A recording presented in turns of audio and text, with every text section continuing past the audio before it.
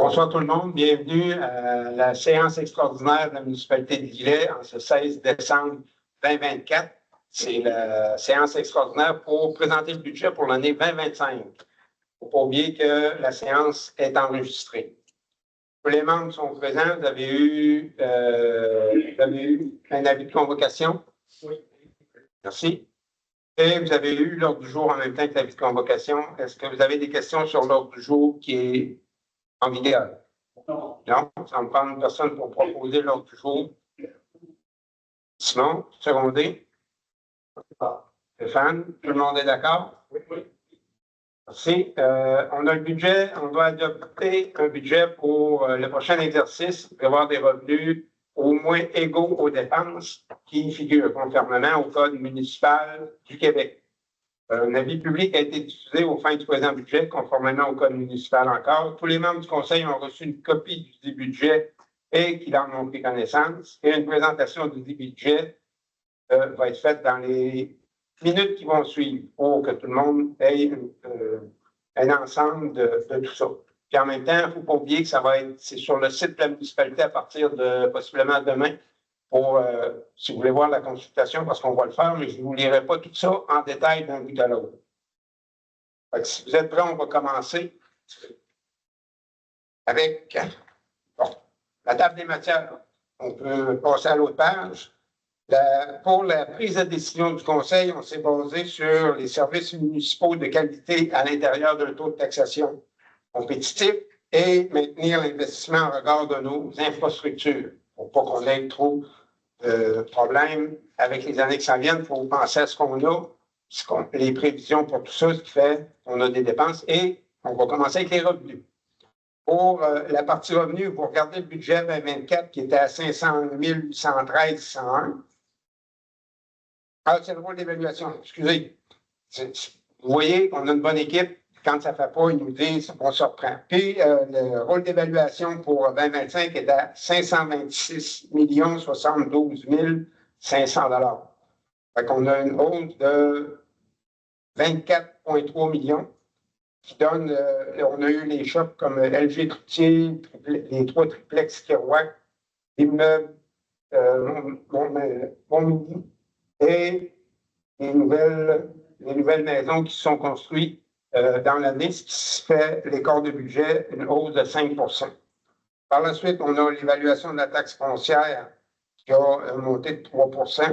Fait grâce des chiffres, là, vous pourrez les voir suivant ça. Il y a les totales des paiements, revenus, lieux de taxes qui ont baissé par rapport. C'est les écoles, les garderies, les services de santé et qui ont modifié. C'est le gouvernement qui a modifié les tenants lieux de taxes. Par la suite, on a eu des subventions, on a une belle augmentation, c'est une valeur qui ne s'est pas même à toutes les lignes, de 277 %. C'est une subvention qu'on a eue pour des travaux routiers qui vont avoir lieu dans le courant de l'année. C'est une subvention qu'on a eu la réponse avant de finaliser le budget, fait que ça donne une chance pour améliorer notre sort. On a l'éco-centre, camping, on a les bâtiments patrimoniaux qui ont eu une baisse aussi là, pour les réparations de ces bâtiments-là. On tombe dans l'autre partie, les dépenses. On compare toujours les dépenses d'une année à l'autre. L'administration générale en 2024 était d'1 064 265 et en 2025, 1 094 767, une hausse de 3 %. C'est les assurances, les honoraires, les projets, les salaires, tout rentre là. On a la Sûreté du Québec qui a monté un petit peu aussi. On a la sécurité incendie et civile et on a des réseaux d'entraide parce que le schéma de risque d'incendie a été modifié. Puis, suivant les sorties qu'on fait, il y a certains endroits qu'il faut avoir plus de monde dans les premières heures. C'est pour ça qu'on a l'entraide qui se fait avec les municipalités voisines. On a le réseau routier. On a des subventions, les salaires, les entretiens. Après ça, on a les eaux et égouts. On a des réparations pour le réseau d'égouts qu'on va pouvoir effectuer. On a la matière résiduelle, c'est le traitement pour le transport qui a fait que ça a augmenté de 8 %. Et le cours d'eau, protection des cours d'eau, on a la quote-part qui a été modifiée aussi. La santé et bien-être, on a un 15 %. et les budgets participatifs et activités éco-réussite, on a eu une baisse de dépenses, ce qui est bien, là. On n'a pas de stagiaires en 2025 pour l'aménagement et l'urbanisme. Loisirs et culture, on a les salaires des entretiens et des réparations de parcs qui n'ont pas besoin d'être faits cette année. Et on a les frais de financement qui sont là, on a des nouvelles emprunts. Et le total des dépenses de fonctionnement, c'est 11 958 694 pour 2025. Si on regarde vite les dépenses question salaire des charges sociales des élus, on a monté de 2,3 %. Les allocations de dépenses, 2,3 % aussi. Fait qu'on a au total 2,3 % d'augmentation pour les charges sociales et les dépenses pour les élus. Puis salaire et charges sociales pour les employés, on est à 3 % de plus haut que c'est suivant la convention qu'on a avec nos employés. Après ça, on tombe à la page avec le diagramme. Vous voyez la répartition face au diagramme. On a le 1 qui est le réseau routier à 38 %. Le 2 qui est le deuxième plus haut, c'est les eaux et les égouts à 16 % et le troisième, c'est le loisirs et culture qui est à 12 %. C'est les trois gros endroits qu'on a des dépenses là qu'il faut effectuer durant l'année qui s'en vient. Point 4. Taux de taxation et compensation 2025. À l'ensemble de la population, pour la foncière générale et immeubles résidentiels, on est parti en 2024 de 0,7492 et en 2025, on est à 0,73322, une diminution de 2 %. Puis le total des taxes pour la population, on parle de 0,8897 en 2024 et en 2025, on est à 0,8905, ce qui fait une augmentation de 0,1 %. Et le secteur desservi par les égouts et les aqueducs, on est parti de 0,0729, on est rendu à 0,0768, ce qui est une augmentation de 5,3 %. Quand on parle de 0,0768, c'est 100 $ d'évaluation. Par la suite, si on continue encore dans les taux de taxes et services, pour les vidanges, ça a monté, on était à 113 en 2024, 128 en 2025. C'est la régie qui a fait qu'on a eu une prévision budgétaire, il y a eu des augmentations face des faux transports, l'essence et un peu l'essence et le diesel, là, ce qui fait que c'est pour ça que ça a monté. La récupération, Éco-Entreprise Québec, c'est eux autres qui s'en chargent. On avait des coûts de 24 $ en 2024. En 2025, on n'a pas de taxes à mettre dessus. C'est subventionné, mais soyez sans crainte, on va ramasser pareil votre récupération. Ensuite, ça, on a les matières organiques. On a l'amortissement du camion qui a été rentré dans ça. En 2024, on avait 23 $. En 2025, on était à 49 $. Ça, c'est un coût annuel. Bon. Ensuite, ça, fonctionnement des égouts, en 2024, on était à 134. En 2025, à 191. On a une augmentation, c'est pour des réparations, des honoraires professionnels qui s'en viennent là, pour les égouts. Et pour les aqueducs aussi, on a une baisse parce qu'on a eu des réparations qui ont été faites. Et cette année, on n'a pas besoin d'en remettre pour ça. Fait qu'on est parti de 369 en 2024, on est rendu à 358 en 2025.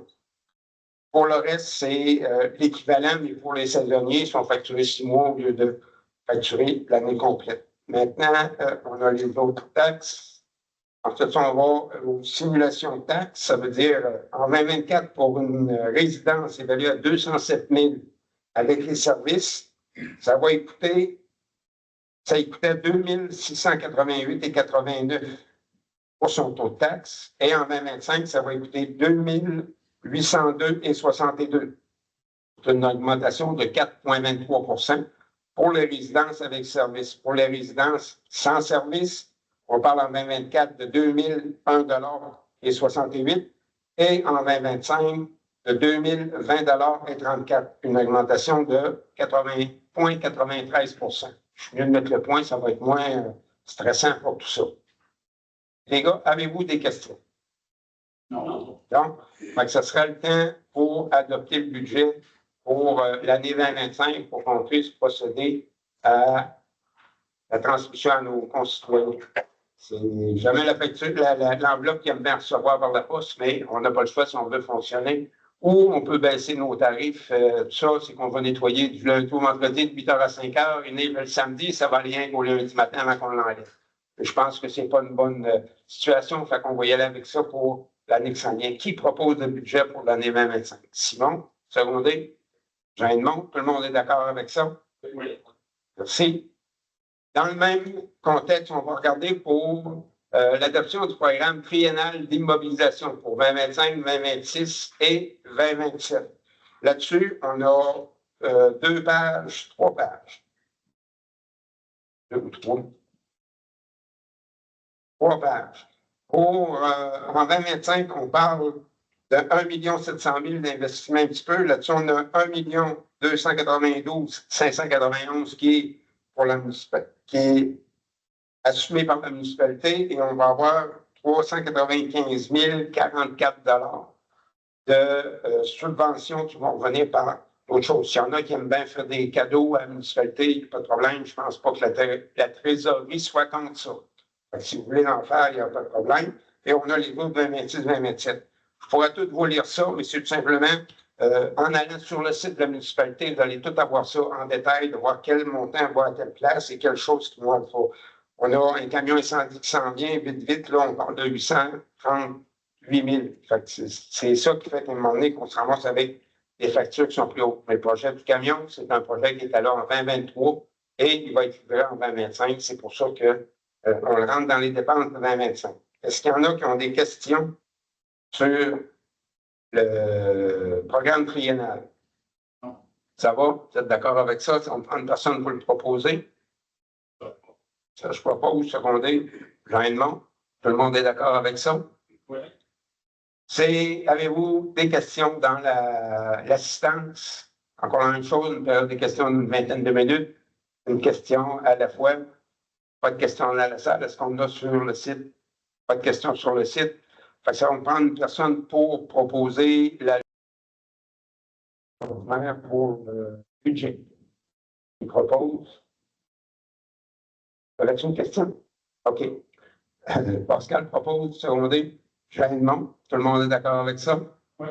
Merci. Fait que la séance est levée à 19h13. Merci tout le monde.